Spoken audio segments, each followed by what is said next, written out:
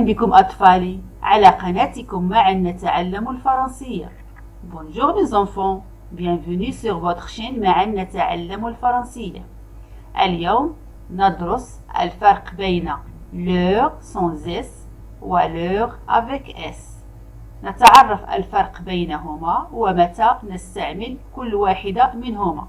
فهذا الدرس سهل وبسيط سنتعرف عليه وسأشرح ذلك ومع الأمثلة. On écrit l'heure quand il s'agit du pronom personnel suivi d'un verbe. إذن نتعرف أولا على l'heure sans S متى نستعملها. إذن نكتب l'heure عندما يتعلق الأمر بضمير شخصي متبوع بالفعل.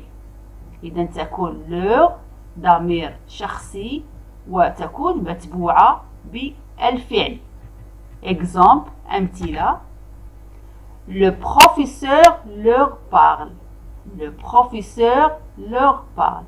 إذن هنا leur أتى بعدها فعل suivi d'un verbe متبوعة بالفعل.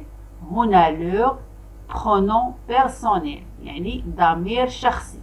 الأستاذ يكلمهم. On peut le remplacer par lui. إذن يمكننا تعويضها بلوي. leur يمكنها تعويضها بلوي. Le professeur lui parle. إذن هنا أمكننا تعويض leur بلوي. إذن هنا leur un pronom personnel ضمير شخصي فلا نكتب الأس تكتب sans S. كذلك متبوعة بالفعل. عندما تكون leur متبوعة بفعل وتكون ضمير شخصي فلا نكتب الأس. Le pronom personnel peut également être placé après le verbe. Donc يمكن أيضا وضع الضمير الشخصي بعد الفعل. إذا قلنا بأن leur لما تكون ضمير شخصي ومتبوعة بفعل تكتب sans S بدون S. كذلك يمكن أن تكون leur ضمير شخصي وتكون متبوعة وتكون أيضا بعد الفعل. Exemple مثال. Dans l'heure de l'an. Dans l'heure de l'an. إذن هنا l'heure كتبت sans S ولكن أتت بعد الفعل. كذلك هنا l'heure فهي un pronom personnel فهي ضمير شخصي يعني تحدد الشخص. Dans l'heure de l'an فتكتب بدون S. يمكن تعويض l'heure بلوي. Dans lui de l'eau. Dans lui de l'eau. إذن هنا l'heure أمكننا تعويضها بلوي فإذا هنا l'heure تكتب بدون S وهنا أتت un pronom personnel ضمير شخصي فلا نكتب الS. On écrit l'heure quand il s'agit de l'adjectif possessif qui détermine un nom singulier, féminin ou masculin. إذا نكتب l'heure بدون S عندما تكون un adjectif possessif تكون صفة الملكية وتحدد un nom singulier اسم مفرد إما féminin مؤنث أو masculin مذكر. Exemple. Leur cartable. Leur classe. إذا هنا leur كتبناها بدون S sans S. لماذا؟ لأن cartable c'est un nom singulier masculin. إذا اسم cartable اسم مفرد مذكر. ولeur هنا أتت adjectif possessif. إذا هنا leur هي بمعنى صفة الملكية. leur cartable يعني محفظتهم. فلeur هنا تحدد الملكية فهم يملكون المحفظة. إذا leur نكتبها بدون S.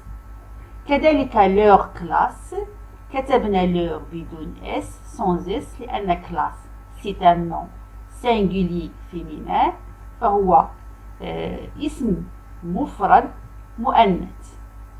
كما أن leur هنا أتت adjectif possessif، هنا صفة الملكية leur classe يعني أقسامهم. On peut le remplacer par son ou sa. إذن هنا leur يمكن تعويضها بإما son أو sa. Son cartable, sa classe. إذن هنا leur cartable عوضناها ب son cartable لأن cartable c'est un nom singulier masculin فقلنا son cartable. Leur classe عوضناها ب sa classe لأن classe c'est un nom singulier féminin. Sa classe عوضنا leur ب sa. إذا نكتب leur بدون s عندما تكون un adjectif possessif صفة الملكية تكون وتحدد un nom singulier واحد الاسم مفرد إما مذكر أو مؤنث.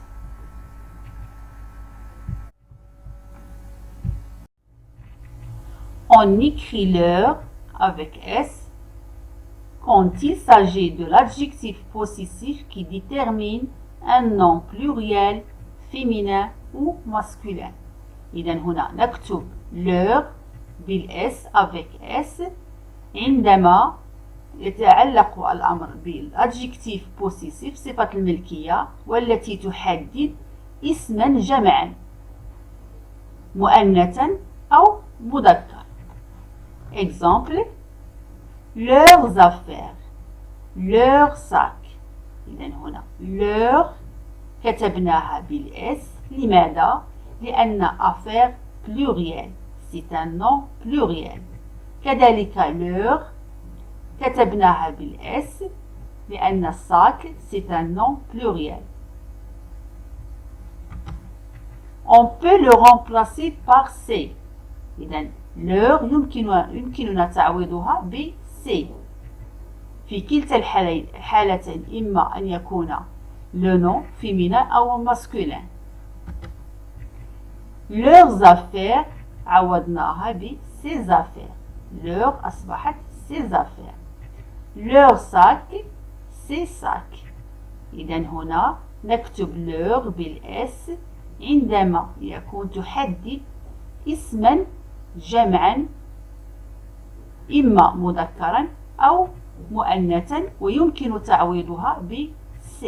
في هذه الحالة نكتب leur بالاس.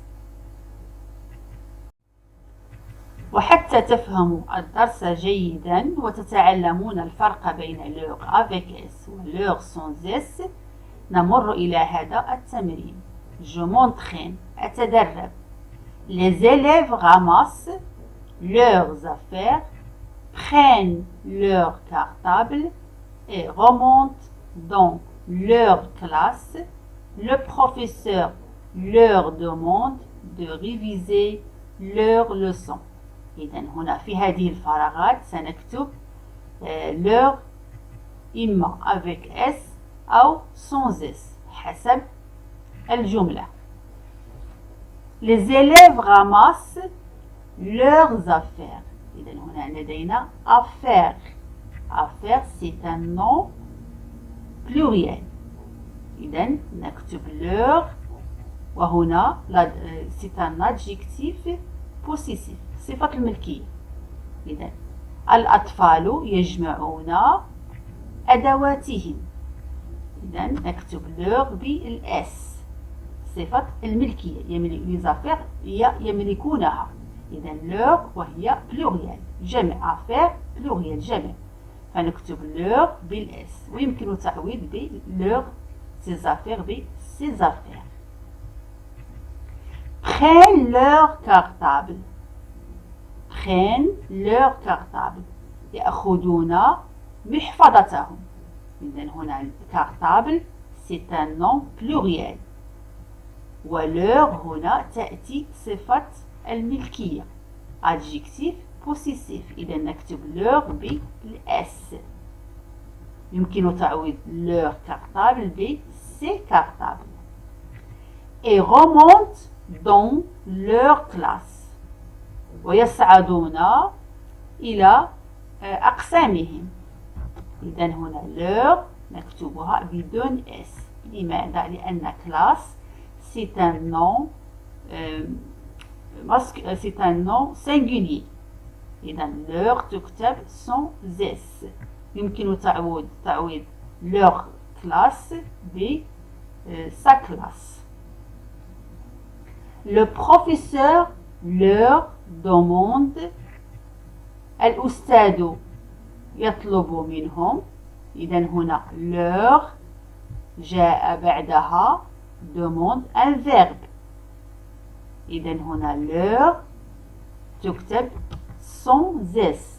leur كتبناها sans S. لماذا؟ لأن بعدها فعل، وهنا أتت ضمير شخصي. De réviser leur leçon بمراجعة دروسهم. leçon هنا leçon c'est un nom pluriel. إذا نكتب leur بS. يمكن تعويض leur leçon ب ses leçons.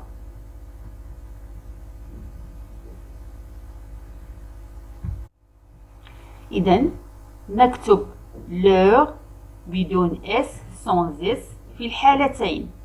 إما إذا كانت متبوعة بفعل وتكون un pronom personnel ضمير شخصي، أو تكون بعد الفعل. إما تكون بعدها اسم مفرد، إما مؤنث أو جمع. وتكتب leur بالS avec S في حالة إذا أتى بعدها اسم جمع، إما مذكر أو مؤنث. أحبائي أطفالي، انتهى درسنا لهذا اليوم، وإلى اللقاء.